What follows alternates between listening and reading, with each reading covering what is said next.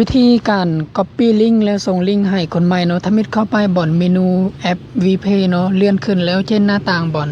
เมนู QR code เนาะเมนู QR code มันให้คลิกเข้าไปเลยคลิกเข้าไปตาม QR code เนาะแล้วเช่นแบบนี้เนาะกรณี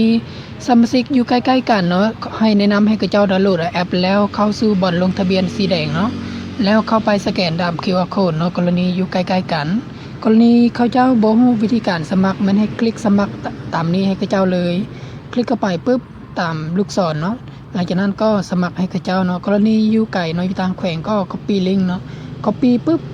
มันจะเห็น copy สำเร็จเนาะสีดำเนาะ copy สำเร็จเนาะหลังจากนั้นให้เข้าไปตาม WhatsApp เข้าไปอยู่ WhatsApp เนาะหลังจากนั้นก็เข้าไปตาม WhatsApp แล้วส่งให้เขาเจ้าเนาะตาม WhatsApp ตามเบอร์ของเขาเจ้าเนาะคลิกเข้าไปปุ๊บให้วางใส่เนาะ paste หลังจากนั้นให้ส่งไปเนาะส่งไป